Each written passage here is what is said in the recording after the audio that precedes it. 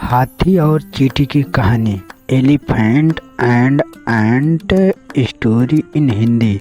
हाथी जंगल का सबसे बड़ा जीव है और चींटी जंगल का सबसे छोटा जीव है। इसी कारण बच्चे इनकी कहानियों के बारे में जानना और सुनना पसंद करते हैं। हाथी और चींटी से जुड़ी बहुत सी कहानियाँ हमारे देश में प्रचलित है। हाथी और चींटी से संबंधित बहुत कुछ कहानियाँ से इस प्रकार है।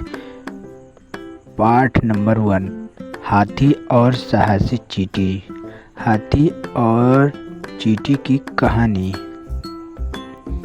एक समय की बात है, एक जंगल में एक हाथी और उसका परिवार रहता था। हाथी के परिवार में उसका बच्चा और उसके माता पिता रहते थे। पास में ही चींटियों की बामिल थी जिसमें बहुत सारी चींटियाँ रहती थी। हाथी के बच्चे को दोस्ती एक चींटी से थी। वो दोनों बहुत अच्छे दोस्त थे और हमेशा साथ में खेला करते थे, किंतु हाथी के पिता को उनकी दोस्ती पसंद नहीं थी। वह कहता था कि यह चींटियाँ बहुत छोटी है और हमसे दोस्ती करने लायक नहीं है। हाथी के बच्चे ने चींटी से मिलना जुलना कम कर दिया। चींटी ने हाथी के बच्चे से पूछा, मित्र तुम मेरे साथ खेलने क्यों नहीं आ रहे हो? हाथी का बच्चा बोला, मेरे पिताजी मुझे खेलने के लिए मना करते हैं, इसलिए मैं तुम्हारे साथ खेलने नहीं आ पा रहा हूँ।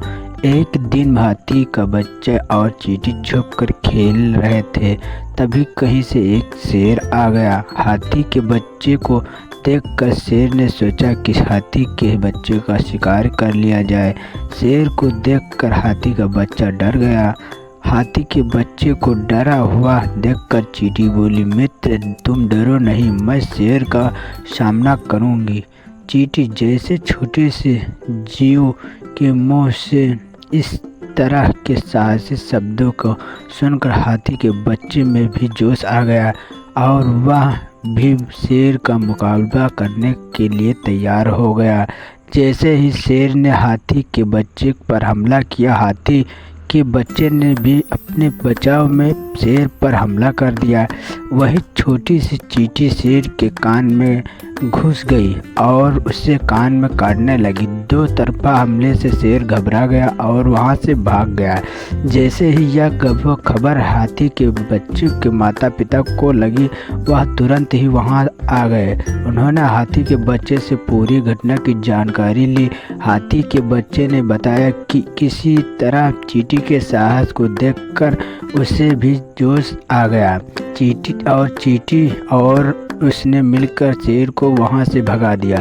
हाथी के माता पिता को अपनी गलती का एहसास हुआ और उन्हें समझ में आ गया कि कोई भी जीव छोटा बड़ा नहीं होता। इसके बाद उन्होंने कभी भी अपने बच्चे को चींटी के साथ खेलने से मना नहीं किया। शिक्षा। इस कहानी से हमें शिक्षा मिलती है कि छोटे और बड़े होने से ज़्यादा फर्क पड़ता। साहस होने पर छोटे से छोटा जीव भी बड़े से बड़े जीव को हरा सकता है। कहानी समाप्त हुआ। कहानी अगर अच्छा लगे तो चैनल को सब्सक्राइब कीजिए, प्लीज़ लाइक और शेयर कीजिए। धन्यवाद।